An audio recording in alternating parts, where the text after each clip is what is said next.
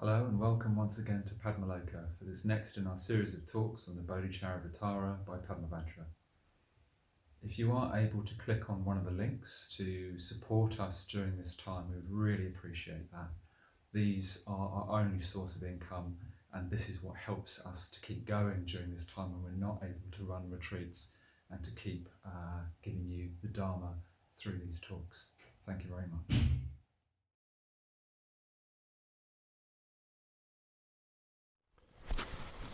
Sisters and brothers in the Dharma, Namo Buddhaya, Jai Bhim. Jai Bhim.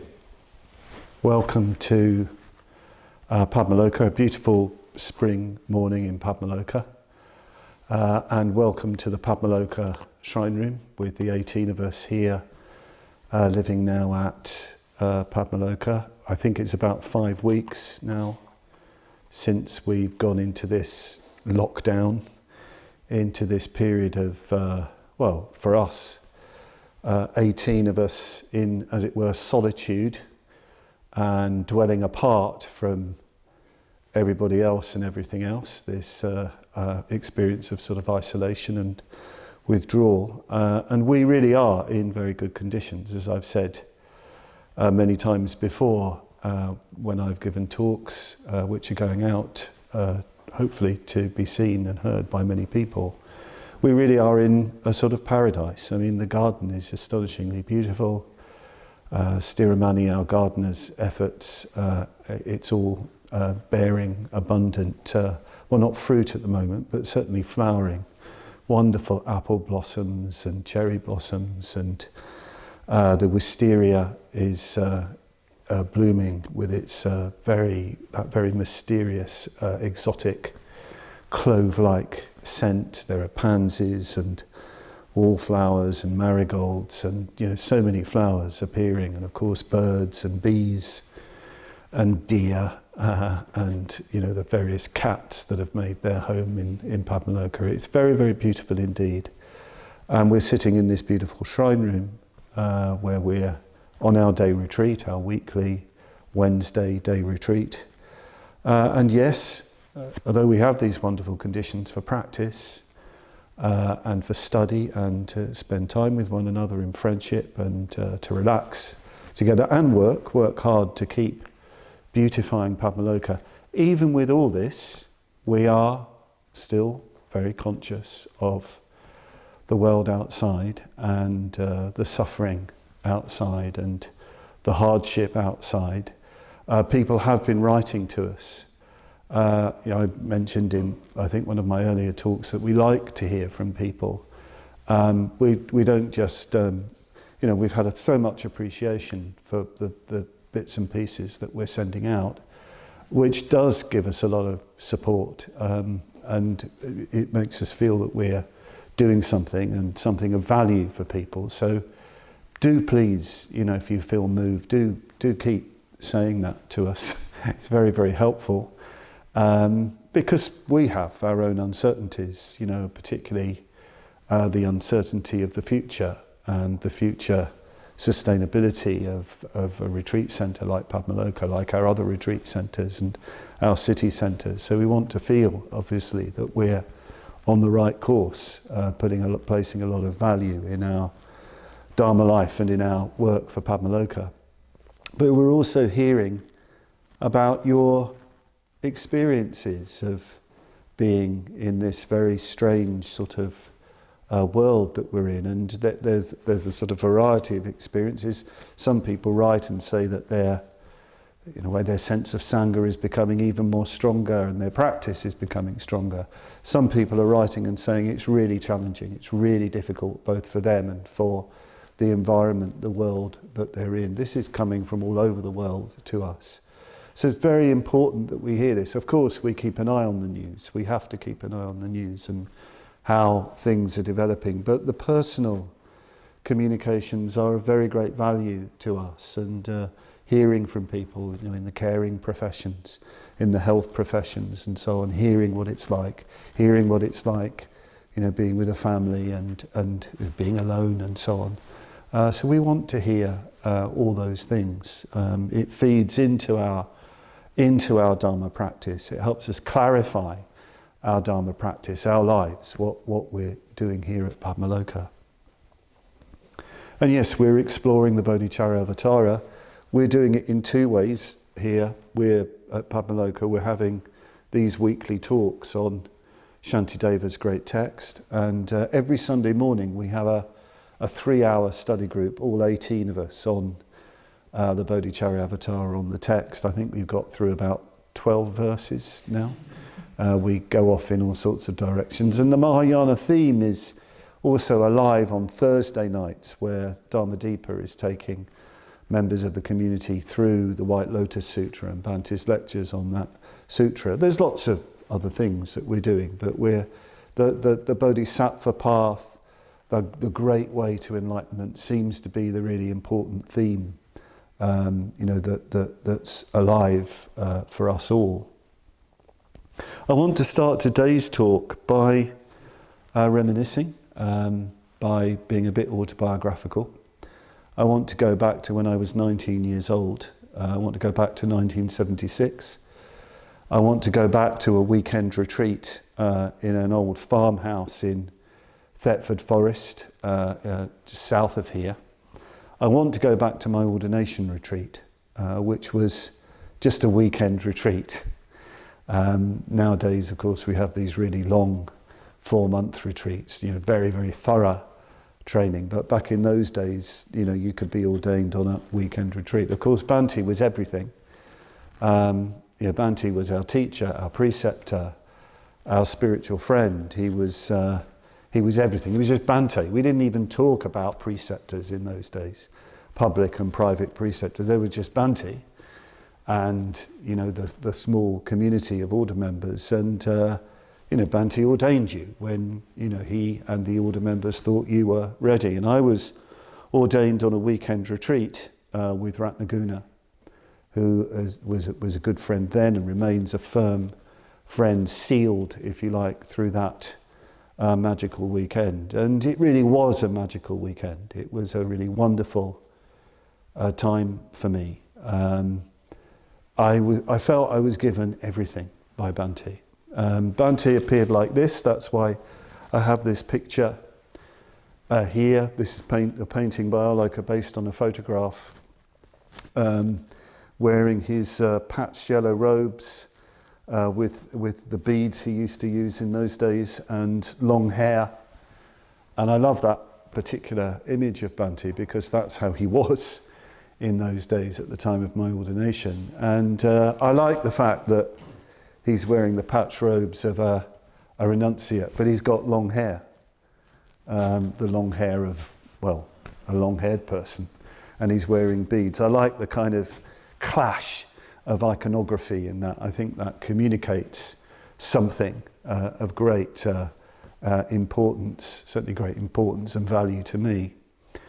And it really was a magical weekend. I felt that, Bhante just poured himself out. Not only did he ordain myself and Ratnaguna, not only did he lead the meditations and the pujas, he led study all that weekend on the Shepherd's Search for Mind. You can see a record of that in The Art of Discipleship. Bhante talking about the nature of mind, the nature of pure mind beyond subject and object. Bhante talking about renunciation. I felt that he poured everything into myself and Ratnaguna and the others of us on that weekend. He just gave of himself fully and completely, and everything was sort of essentialized down into the ordination itself. I sometimes feel that, leaving aside everything else that Bhante has given me, both directly and indirectly, actually, if there was just particularly what he did at ordination, particularly transmitting a mantra and therefore, setting the course of my order life in terms of meditation, if there was just that, and as well as the name giving, I'd have everything. I'd have everything. That was a kind of essence of everything. And it was a very joyous occasion, a very, very joyous occasion. I remember at the time of the public ordination, when Bhante talked about mine and Ratnaguna's names. He said, when people say the name Ratnaguna, meaning jewel qualities, they should just see multicoloured jewels raining down from the sky. And when people say the name Padmavajra, they should see lotuses unfolding and Vajras descending. Obviously, Bhante was very inspired, very, very uplifted. In fact, he sent a postcard to me not long afterwards, and the last line of the postcard, he was instructing me about, I'd undertaken to transcribe the Shepherd Search for Mind seminar that we did, and he wanted to make sure that I transcribed absolutely every word. But at the end he said, what a perfect weekend, what a perfect weekend. And it was a perfect weekend. So it was very rich, very moving, and I really felt that I'd arrived. I really felt that, well, not just arrived, that I'd really started. I felt being given, my mantra recitation, being given my name, being initiated into the Dharma in this way, being ordained. I thought, surely, if I just did my practice, my sadhana, every day, surely within 2 years, the Bodhicitta would arise. The Bodhicitta would surely arise. I wasn't interested in stream entry.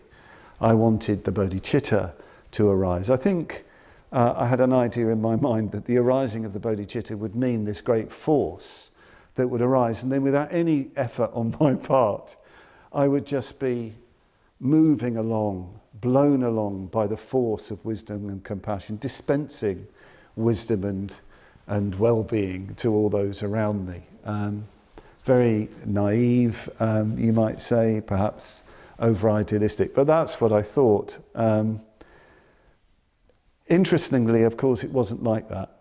Of course it wasn't like that. How could it be like that? And very, very soon after ordination, I got the sort of, if you like, the messages from life and the communications from life that were communicating, no, this is going to be a lot more difficult than you realise.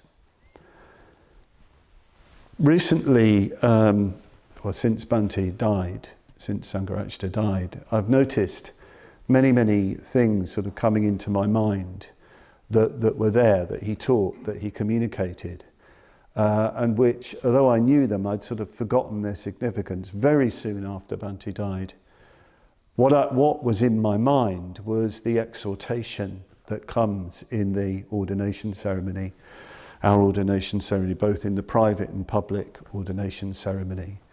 The words that go, having well observed the 3 refuges, together with the Dharmachari, or if you're a woman, Dharmacharini, together with the Dharmachari or Dharmacharini ordination vows, with mindfulness strive on. Appamadena sampadeta. With mindfulness strive on. I could hear appamadena sampadeta with Bhante's voice as I was meditating not long after he died. And of course, these are the last words of the Buddha as well. In the Mahaparinibbana Sutta, the Buddha says, look, impermanent are all compounded things. With mindfulness strive. The last words of the Buddha. With mindfulness strive. And within the context of the ordination ceremony, it's like the last words of the transmission after or the first words, if you like, after the transmission of the refuges and precepts. Your preceptor is using those words.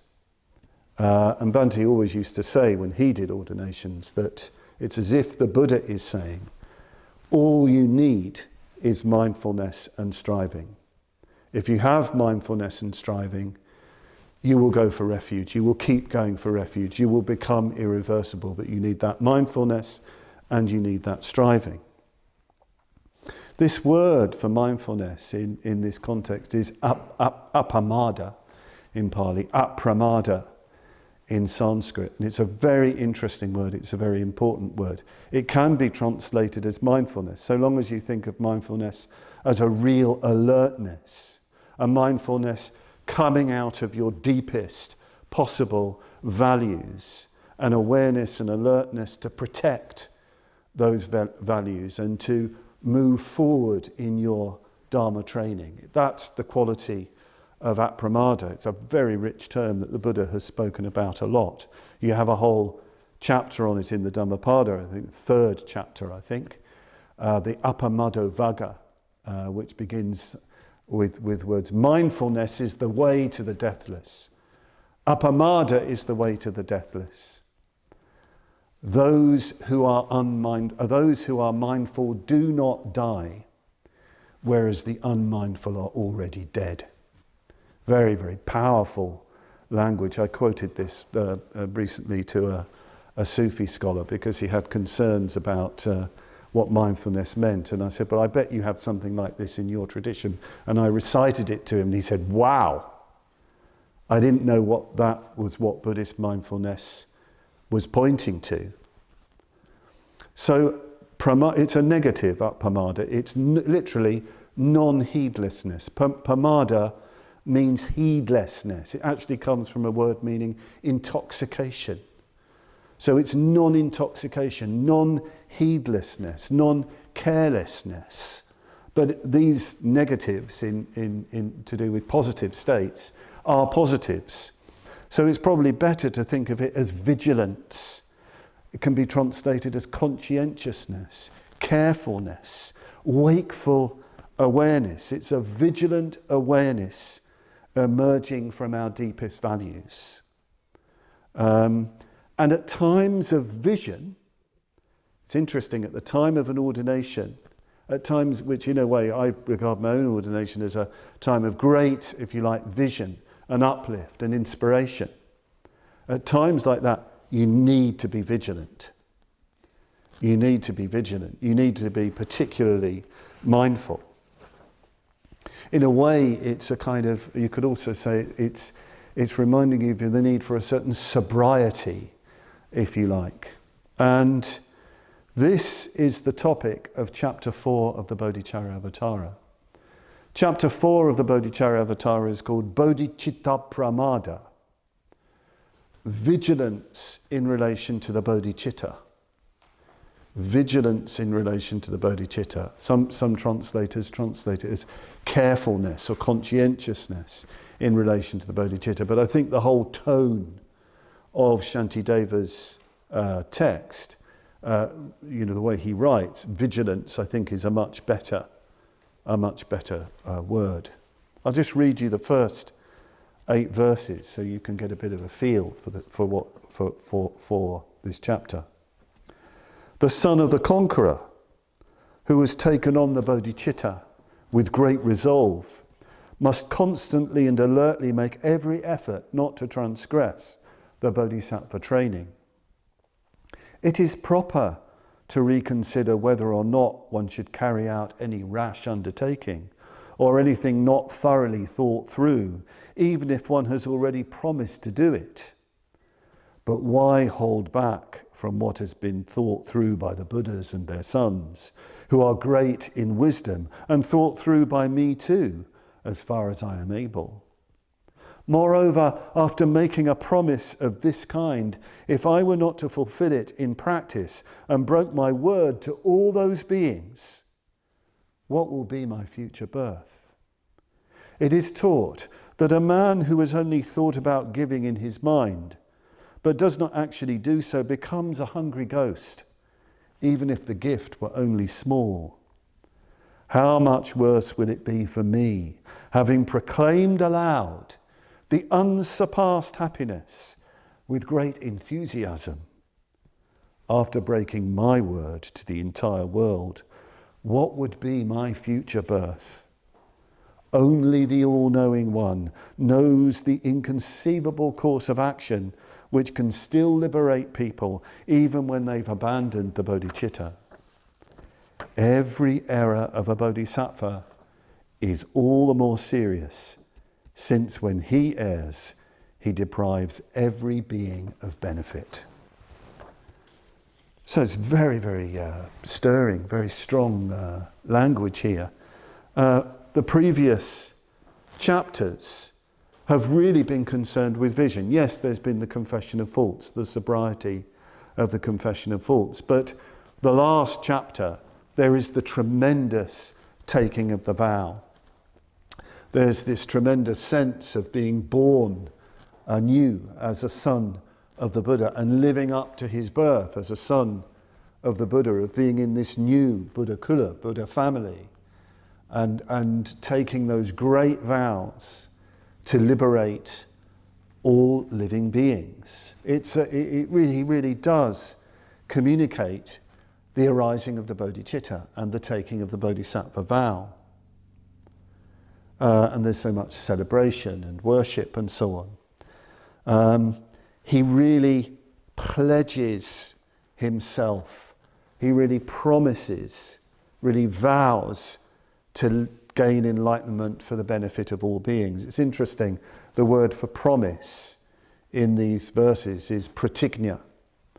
And pratigna is exactly the word that Dr. Ambedkar uses in his 22 vows, which he gave to his followers in Nagpur at the time of the Great Conversion in 1956. And we looked at that last week. Pratigna, the Bawis pratigna, the 22 vows. Pratigna means a pledge, an oath, a vow, a promise. It's a very, very strong word. It's what we're doing at ordination. The great teachers, particularly in the Tibetan tradition, describe the act of going for refuge as a pledge, as a promise, to live the full Buddhist life, to go for refuge. But this section, and of course the promise of the vows have come out of tremendous vision and inspiration. They've come out of really seeing something. And presumably for Shantideva, a real experience, for want of a better word, of perhaps self and other breaking down, that his own life is completely and utterly interconnected with all life, that he can only lead a life devoted to the development of wisdom and compassion. But in this section, there's tremendous sobriety. In the section on vigilance in regard to the bodhicitta, there's the question, what have I done? What does this mean? What are the implications of this? I've made this tremendous promise. Well, what does that mean? And what would it mean if I break that vow, if I turn back? He even says, only the Buddha knows the inconceivable course of action for one who rejects the bodhicitta. I remember Bhante once saying that Mr. Chen used to take, every so often, he'd take a new bodhisattva vow. And one of them was a vow to liberate people, to go and find people who had rejected the bodhicitta. He wanted to take that on because it was so serious.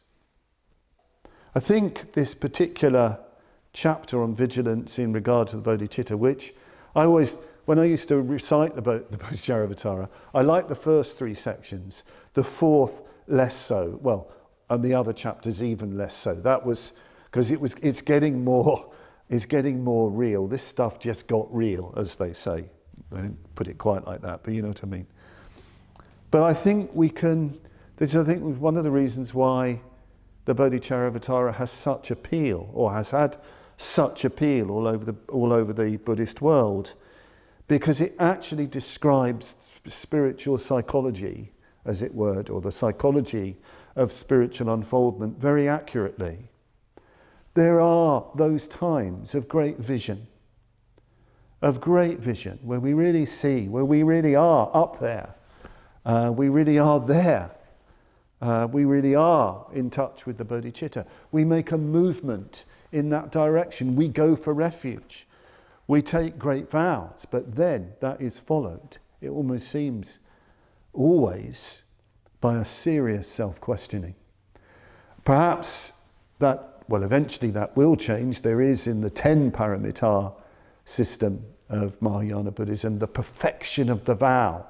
So the vow never goes away. It seems to reoccur as a sort of independent force. But here there's this serious self-questioning. It's not negative doubt. It's not that doubt and indecision. Oh, shall I, shan't I? That's not what is being got at here, but a healthy, sober, putting oneself to the question. And we see this many times in our community. People get invited to be ordained. They get invited to be ordained, and sometimes after, when they get the letter, there's great exhilaration, great excitement, wonderful.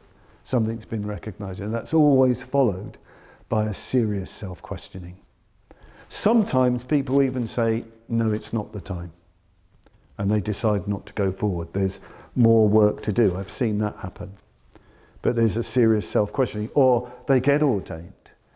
They get given that richness of the Dharma, and then that is followed by a serious self-questioning. It can come up when they wear that kesa and they use that name, perhaps particularly in classes, and people look at them in a different way, as they should. Don't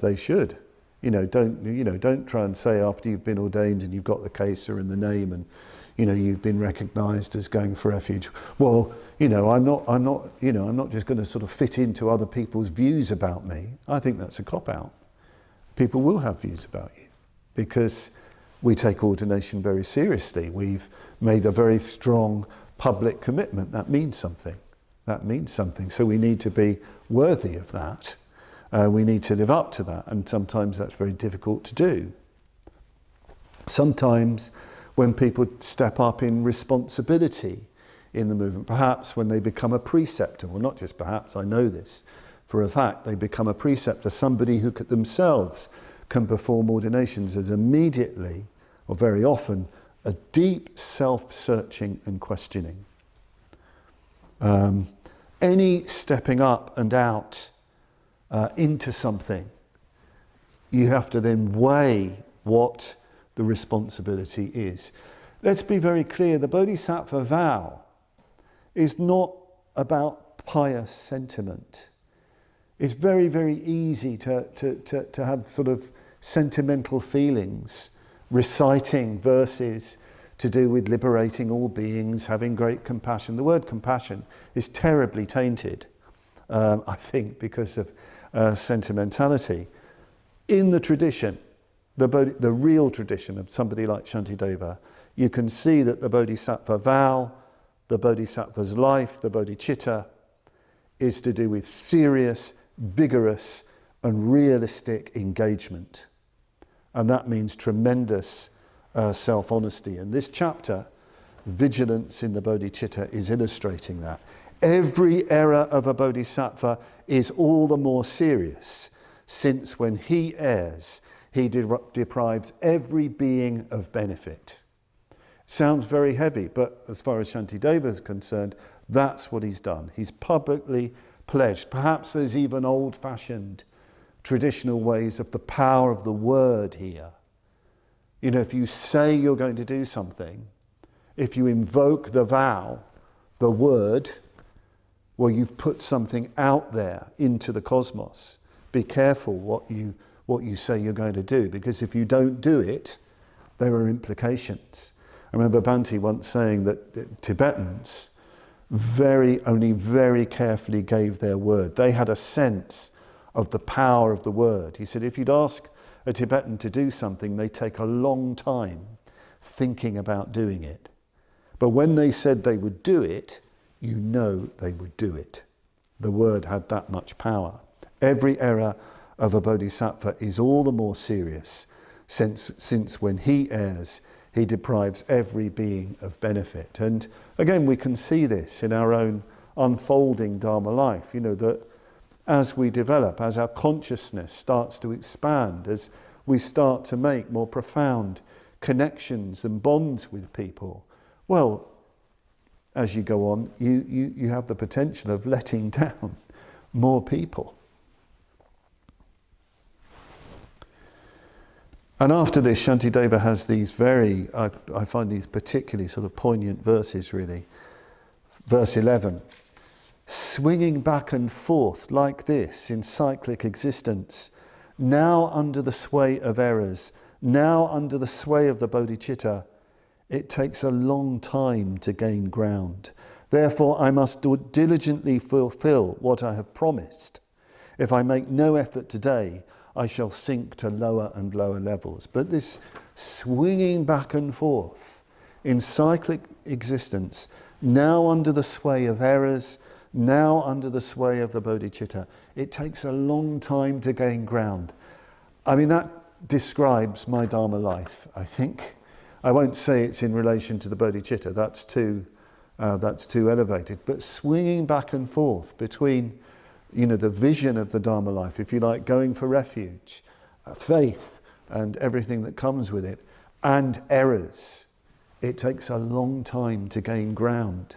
Sometimes you feel you've gained that ground, only to find that you swing away from that ground. The word for ground is bhumi. And of course, Shantideva also has in mind the attainments of the bhumis. The Bodhisattva path is the standing on and the emergence into different grounds, different earths, different bhumis. It takes a long time to gain ground, swinging back and forth between the power of the bodhicitta and errors. But he recommits, he's therefore I must diligently fulfill what I have promised. If I make no effort today, I shall sink to lower and lower levels. So there's this recommitment. Just one of the things that we haven't gone into, which is touched on in the first section on praising the bodhicitta, we need to make the distinction between the bodhipranidhi citta and the bodhiprasthana citta. I mean, there are almost three different things that you need to be aware of, three different movements almost. There's the bodhicittotpada, the arising of the bodhicitta. Then there's the bodhisattva vow, the commitment to living out that bodhicitta. And then there is the establishment of the bodhicitta in your life. And they make a distinction between the two. You can have a very strong aspiration and vow. You may even have those moments of vision where you're really uplifted, really living it, but it's got to be established. The bodhicitta has got to move into the nitty-gritty of your life and transform all of the material that's keeping you away from the bodhicitta. And that, I think, that process will just go on and on for the rest of our Dharma life. So Shantideva, the next thing he does is to get back to some basics. When shall I find such rare circumstances again? The arising of a Tathagata, faith, the human state itself, the capacity to practice skillful deeds, health, and this day, with food and freedom from disaster, in a moment, life breaks its promise. The body is like an object on loan. So here you've got those basic recollections. You've got these recollections of the rare circumstances, being born at a time where the Tathagata has arisen. The Buddha is taught. The Dharma is available. There is faith. I have faith in that. I have the human state itself. And so I have the capacity to practice skillful deeds. I'm more or less healthy. And there is food this day. And there is freedom from disaster. In a moment, life breaks its promise. The body is an object, like an object on loan. So impermanence reflection. So this is a wonderful set of verses which you could really memorize, and they have a real sort of ring to them, I think, even in English translation. So he's coming back to those basic reflections, which I think we talked about in the first talk.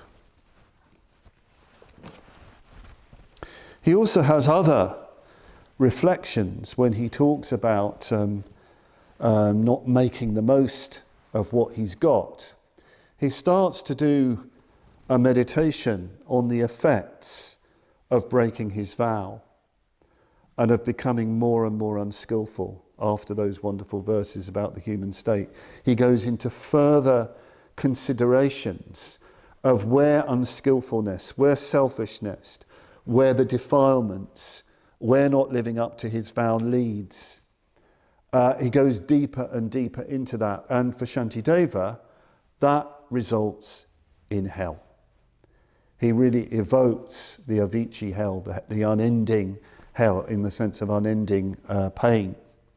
Not just hell as an external place, in fact hell isn't really an external place at all generally, but the burning of remorse, the psychology, if you like. Perhaps that's more, we can relate to that more, the sense of remorse and shame, natural remorse, natural shame in relation to unskillful acts that we have done. And I know many people, when they read this kind of material in Buddhist texts and in Shantideva, they find it very uncomfortable. They find it very off-putting, this kind of meditation, this kind of reflection.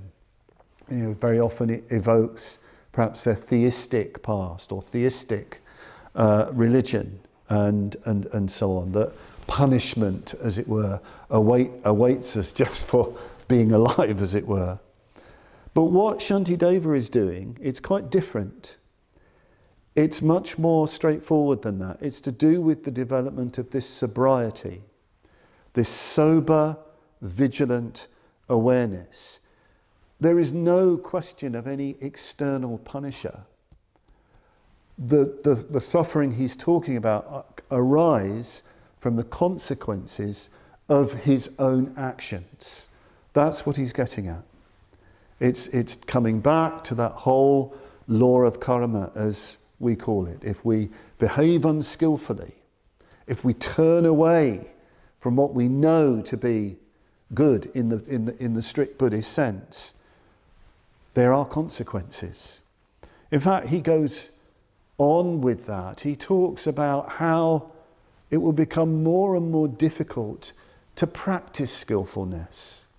This is again something that we don't sort of talk about very much. We tend to be quite psychological in the way we talk about the effects of unskillful action, that it will just affect our minds, it will just affect us. And as if, and we could sort of change that very easily. But if we follow a train of unskillfulness, that will take us into situations where it will become more and more difficult to act skillfully. I've heard many people's life stories, and you can see it's like watching one of those films, one of those sort of tragic films, hearing people's life stories before they found the Dharma, and how one unskillful deed led to another, led them to association with particular groups of people, and before they know it, they're sort of trapped inside something which becomes more and more difficult to get out of. Thankfully they did, and found their way to the Dharma. So Shantideva is being very, very sober indeed about reneging against his commitment to the bodhicitta. And so what is the cause? What is the cause of this situation? Well, of course, the cause is in the mind itself. He says this: though I have somehow come to a nigh unattainable place of advantage, this human life, the bodhisattva path, and though I understand this, still I am led back to those self-same hells once more. I have no will in this matter, as if bewildered by spells. I do not understand. By what am I perplexed? Who dwells here within me? Enemies such as greed and hate lack hands and feet and other limbs. They are not brave, nor are they wise. How is it they enslave me? Lodged within my own mind, it is me that they strike down, themselves unshaken. Yet I do not boil with rage at this. Oh, such ill-placed forbearance. Very, very strong language, but I can really relate to that. Have you ever had that thing? Why am I like this? Why am I so reactive? I don't understand. Why am I getting caught up in this, that and the other? I'm bewildered by spells. And these things that make me do it, they're not real. You can't sort of get hold of them.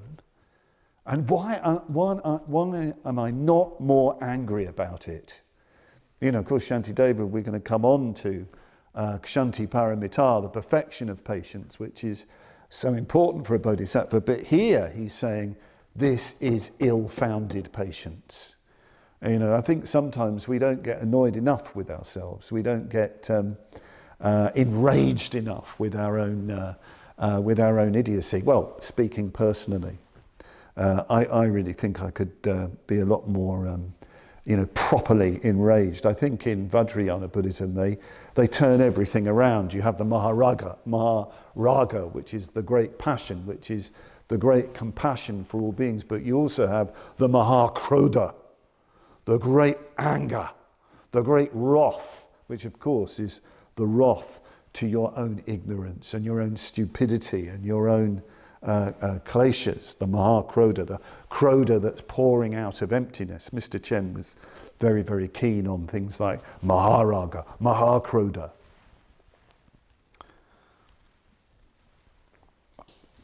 I'm conscious that just behind me, I don't think you can see them on the film, on one side there is Achala Raja, a great Vidyaraja, wrathful king, and the other side there's wrathful Vajrapani. Well, these are embodiments of Mahakrodha.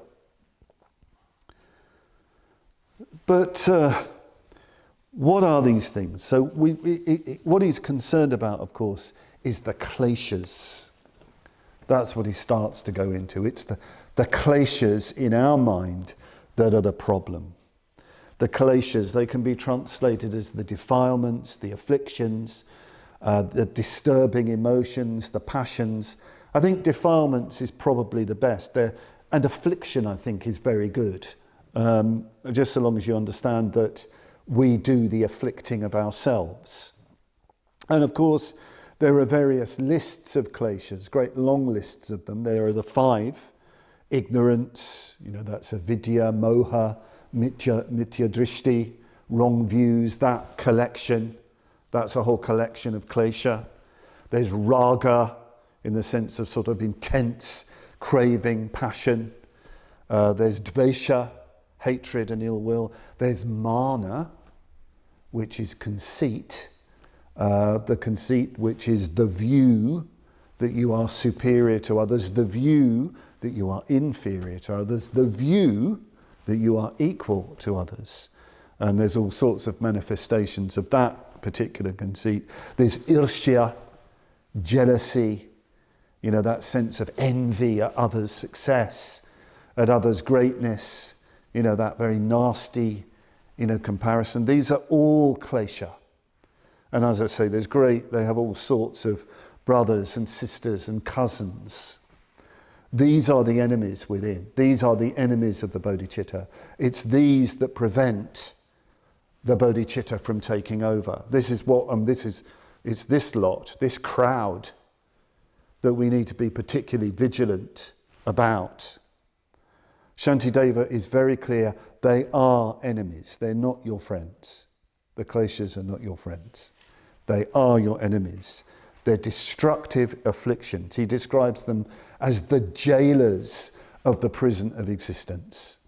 The jailers of the prison of existence dwell in our minds. So this is what he says. For this reason, I shall cast off the burden here until these enemies are struck down before my eyes. Once their anger has been aroused, people who are inflated with pride do not sleep until their enemy has been slain, even if he caused only a slight offence. In the vanguard of the battle, violently passionate to kill bringers of darkness, destined by nature to suffer death, not counting the pain from blows of arrows and spears, they do not turn away until they have achieved his end. What then, when I am striving to kill my natural enemies, the kleshas, who are the eternal causes of every pain? Today, even if I suffer 100 afflictions, what reason do I have to feel the misery of despair? Without cause, they display the wounds from the enemy on their limbs, as if they were decorations. Why then, when I am striving to fulfill the great cause, the liberation of all beings, Do I let my sufferings oppress me? Their minds set only on their own livelihood. Fishermen, chandalas, that's outcasts, ploughmen and the like, withstand such distress as extreme heat and cold. Why have I no endurance, though it is for the advantage and well-being of the universe? What he's getting at here, he's really evoking the warrior spirit in relation to the kleshas. Shantideva's background is a kshatriya, of course, and he's evoking that pride. Some people, when they're insulted by an enemy, they will not sleep until they've completely done over that enemy. I remember reading Swan Sung's great account of the area we now call Maharashtra in India. And he said, in Maharashtra, the people were well known for being your greatest friends and brothers. But if they felt slighted by you, they would become your worst enemy. And they would strike you down on the basis of that pride. I don't know if my friends in Maharashtra who might be listening to this would agree with that. But Shantideva's trying to get us in touch with a very positive sense of pride and dignity in relation to the kleshas. These kleshas are our foes. Every time craving takes over, every time we do craving, or hatred, or resentment, or jealousy, or conceit, or indulging in ignorance, well, that's like somebody really slighting us identified with the Bodhicitta. We're not going to take that. I'm not going to take that. You could even imagine a whole scenario, when the klesha pops up, you could do a Robert De Niro, couldn't you? You could say, are you looking at me? Are you looking at me, Mr. Klesha? You could do that whole thing. I mean, maybe I'm going over the top. But that's what he's doing. Shantideva does this. He really tries to dramatize what's going on internally. Remember, it's hard to see these kleshas. They're sort of invisible. He's trying to give us a way of almost visualizing them and finding a response to them that makes it tangible. And he talks about, warriors don't care about the blows they get. They show off, look at that scar. The cooks, Arvid and the other people who've been the cooks in the kitchen, they proudly show their burns on their arms and their plasters, and so on. Perhaps they've just been a little bit unmindful in the kitchen, but but no, that's what people do, don't they? That's what warriors do. So Shantideva is saying, okay, it's tough, it's hard. The Buddhist life is difficult. Proudly show off. Proudly show what you're doing. Proudly show the strain, if you like. Proudly show your wounds from your practice. I know, sometimes when I've studied this with people get very, very nervous.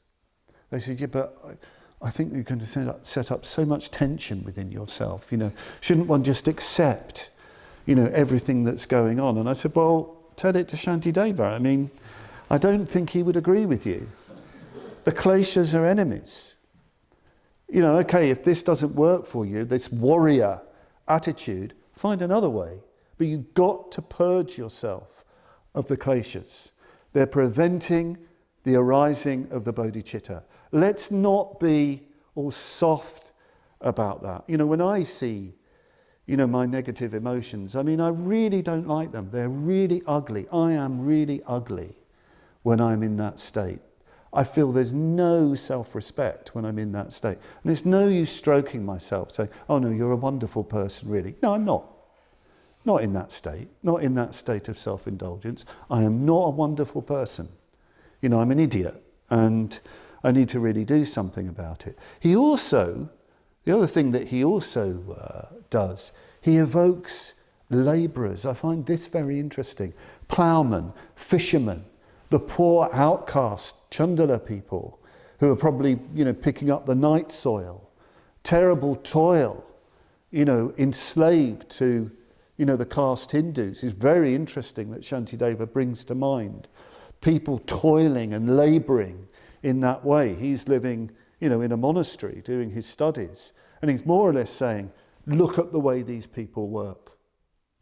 Just to survive, just to have a little bit of food, just to have a hovel over their heads. Well, what about me? What about my endurance in relation to the kleshas? I think it's very, very pertinent to us, perhaps here, even in our wonderful conditions and circumstances, very pertinent to me. It really is sort of quite shocking sometimes the way, I think we're pretty good here, I would say that. But it is shocking sometimes the way Buddhists go, indulge their kleshas, especially when it leads to disharmony with other Buddhists. That's all it is. It's just klesha. It's just klesha coming out in relation to one another. And we should be engaging with this, toiling with it, like these hard-working people. That's what we should be doing. So he goes on. I have promised to liberate the universe from the defilements, to the limits of space in the 10 directions. But even my own self is not free from defilements.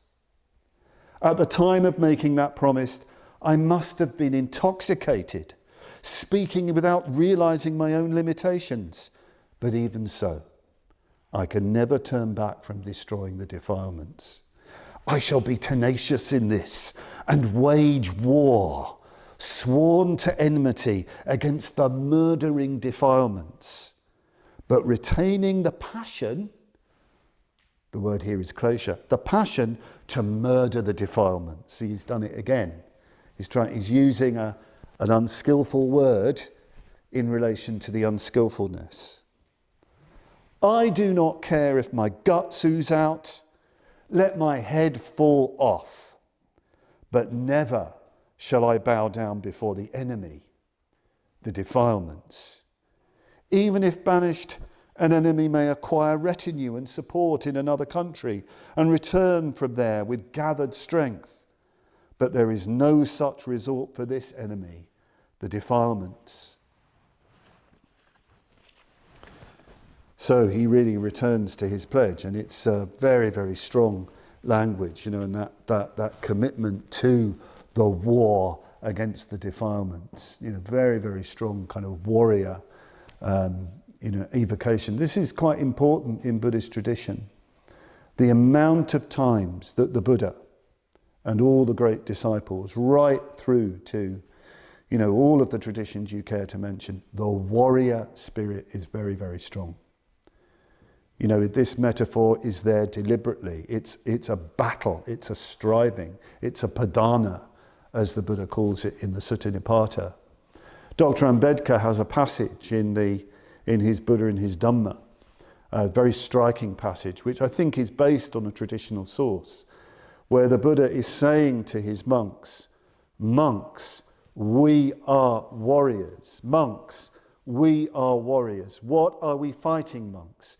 We're fighting greed, hatred, and delusion. We're fighting greed, hatred, and delusion in the world, not just in themselves, but in the world. Very, very strong language. And then Shantideva starts to tell us, in a way you could say that the rest of the Bodhicaryavatara is getting down to the actual practice of how you purify yourself of the defilements, how you see through the defilements. But he gives us a little way, a little start into that. So he says, based in my mind, where might that enemy, the defilements, go once cast out? Where might it stay and work towards my destruction? I make no effort simply because my mind is dull. The defilements are weaklings to be conquered by wisdom's glare. Wisdom's glare, the prajna drishti, wisdom's vision, wisdom's glare. I make no effort because my mind is dull. So if you really want to see the defilements, see through the defilements, you have to make your mind sharp, clear. And you do this particularly, of course, through shamatha, meditation, through ethical practice, shamatha, devotion, but you're making the mind really clear so that you can see. So you can see the defilements clearly, and you can see through the defilements clearly. The next verse puts it amazingly. The defilements do not dwell in objects. Well, we know they don't dwell in objects, nor in the collection of the senses. If we were to go through our senses, eye, ear, nose, we wouldn't find a klesha in any of that, a defilement. We wouldn't find it in the objects outside or in our senses, nor in the space between what I'm looking at, what I'm sensing, and my senses. There is nowhere else for them to dwell, and yet they churn up the entire universe. Where are these things? And yet, these invisible forces churn up the entire universe. This is but illusion. Maya. So heart, hridaya, so heart, free yourself from fear. Devote yourself to striving for wisdom. Why, quite needlessly, do you torment yourself in hells? So prajna drishti, the vision of wisdom, the great clarity, the vision of shunyata, the sense of the illusory nature of everything, both internal and external. Shantideva is evoking the brilliant, dazzling vision that sees through the kleshas. That's what, in the end, makes them go. You've got to do a lot of preliminary work. You've got to do a lot of preliminary work before you can do that. That's where ethics and shamatha and all the classical practice, spiritual friendship, all of those great conditions of practice are so important, because you've got to keep the kleshas, the gross kleshas, at bay. But in the end, you've got to see through them. You've got to see it all as the dreamlike nature, the Maya-like, illusory nature of everything.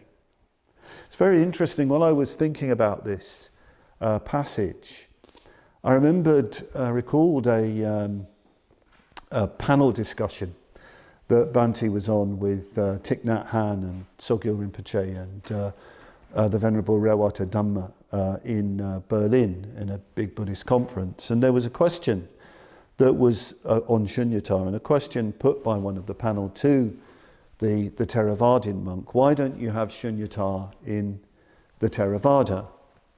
And the monk gave a good answer, but Bhante came in and said a very interesting thing. He said he believed there was shunyata in the Theravada and shunyata in the early schools of Buddhism, but he thought that the way shunyata was particularly discussed was more, as it were, psycho-spiritually, whereas in the Mahayana the emphasis was more on the metaphysics. And what he meant by this, when he talked about shunyata to do with the more psycho-spiritual way of looking at it, he said that's found in that great tradition of the Abhidharma. The Abhidharma tradition, its analysis, and it's pointing to different states of mind. So in the Abhidharma, you're not seeing just a composite, or you're not seeing just a fixed and unchanging solid lump.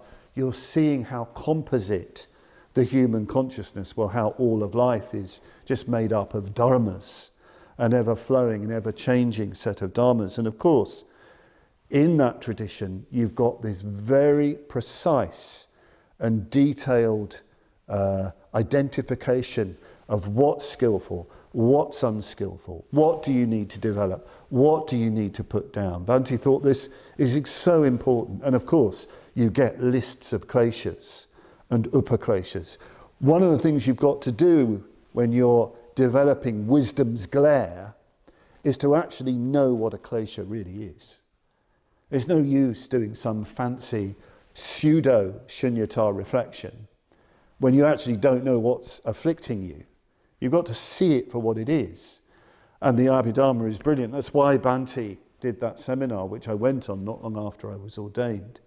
Mind in Buddhist Psychology, Yeshua Geltzen's The Necklace of Clear Understanding, which has flowed into Know Your Mind and what's the other one?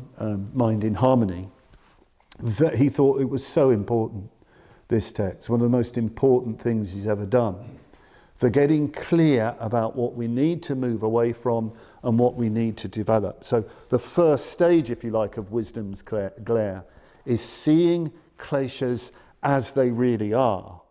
And I must admit, that seminar, I went on that just a few months after I was ordained.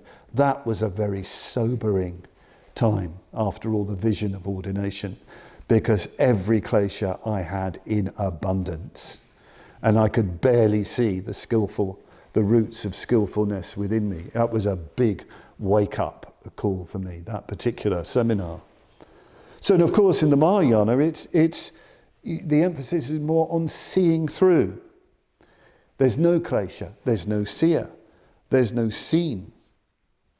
Bhante does a wonderful little comment on this in The Endlessly Fascinating Cry, on what this might mean.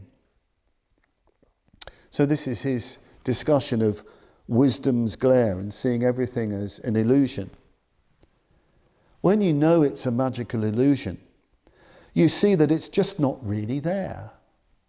You have your perception, but at the same time, you know that there's nothing on which your perception is based. That even though you are perceiving the object, it is not in reality there. To the Indian, this way of thinking and illustrating seems very natural.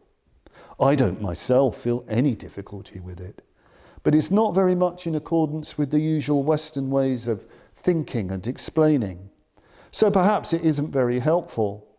Perhaps if we were to see a magical illusion one day, this sort of comparison would mean more to us. You would exclaim, I could have sworn it was there. I saw it. I could smell it. Yet it disappears. The kleshas, the passions, are like that, Shantideva says. Perhaps, this is still Bhante, perhaps we can get closer to an understanding of the matter by recalling what happens when we've been in a really bad mood. Once the bad mood is over, there's absolutely nothing left. It wasn't about anything at all. It was a storm in a teacup. And we think, why did it affect me so strongly? Why did I get so upset? It was nothing really. Even the feeling I had was nothing. Sometimes we do reflect like that. Sometimes we really do reflect like that or feel like that. And I think it's that sort of thing that Shantideva is getting at. Only we should try to see through the passions and realise their illusory magical nature at the very time that we're experiencing them, so that in that way we dispel them. What usually happens is that we see it only afterwards, in retrospect. It's difficult to see it at the time. It's very interesting. I only discovered that little passage the other day, the relationship between seeing the illusory, dreamlike nature of things and its relationship to changing moods. I think part of the difficulty I'd had with the metaphor for years was this idea of seeing, whereas maybe it's more to do with my nature. I have a strong sort of feeling sense, I suppose, and I'm a very moody person. And there was a solitary retreat I did a bit back where I sort of got more of a handle on my moods, and I could sort of see it in relation to this teaching of the illusory nature of things. It wasn't about me looking around trying to see things as though they're not solid. It was more of having a sense of how changeable my moods were. The metaphor that came to me was it was more that I changed colour and shape on a rather alarmingly fast basis. I could go from the sublime to the sordid within seconds, it seemed. The peaks of ecstasy, the vast abysses of misery, and everything in between, all sorts of ever-changing states. And I always used to find that disturbing, but I thought, well, no, that's the nature of things. That's what happens. So why not just enjoy the show, almost? Just be with that ever-changing nature of things and just sort of marvel at it in some way. And as the retreat went on, I became more and more content. I mean, this is all very elementary material, I know, but it was a sort of revelation to me. But I had to sort of have a sense of it being more of a feeling thing rather than a sort of cognitive thing, if you like. But what came to mind as this was happening, what came to mind was Padmasambhava, Guru Rinpoche, the Lotus King, the great yogi, when he's banished to the cremation grounds, and he's communicating with the worldly darkinis. These are the worldly darkinis, the sort of embodiments of the most extreme passion and klesha. You have to make sure you identify the right darkini. These aren't the darkinis that are enlightened. These aren't the darkinis of the inspiration pouring through the vast space of shunyata. They might turn into that, but at first these darkinis are a bit different. You have to be a bit careful with them. But Padmasambhava sits in the cremation ground going bright red. You see depictions of him. Bright red. His eyes are large. His face is intense, blissful, penetrating, and he's just looking at the scene. And what does he see?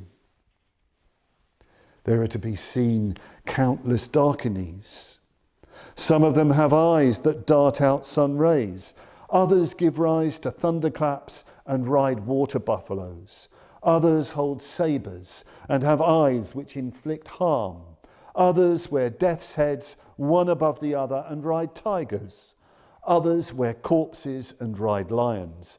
Others eat entrails and ride garudas. Others have flaming lances and ride jackals. Others, five-faced, are steeped in a lake of blood. Others, in their numberless hands, carry many generations of living beings. Others carry in their hands their own heads, which they have severed. Bhante did a little comment on that. Well, some of you probably have done that.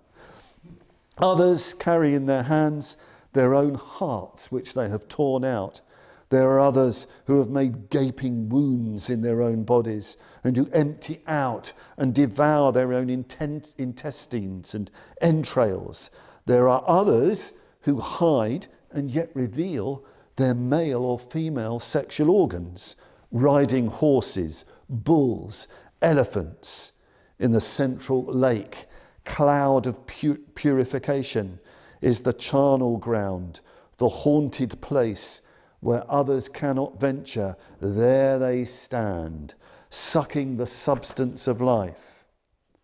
Thinking of the conversion to be carried out, Padmasambhava, having come to this place, took for a seat a heap of recent and older corpses.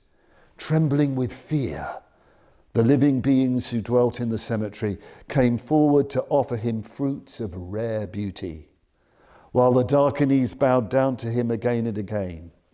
Now, leaning against the central stupa, for 5 years, by means of the 9 excellent vehicles, Padmasambhava taught the Dharma to the crowd of darkinis. So, you could also look perhaps at dealing with the kleshas in that way, looking at this dance, the display of darkinis, and really gazing at them, staring at them with wisdom's glare, transforming them onto the path of the Dharma. However you do it, whether it's studying the Abhidharma, whether it's shunyata meditation, whether it's looking into the darkinis, whether it's being aware of your ever-changing moods, it's all to do with banishing and purging ourselves of the kleshas, so that the bodhicitta will shine more fully and more brightly, and we behave like a bodhisattva. Shantideva ends Vigilance with regard to the bodhicitta with, again, some more salutary, sober advice. Making a firm resolve in this way, I shall strive to follow the training as it has been taught. How can someone who could be cured by medicine get well if he does not follow the doctor's advice? Thank you.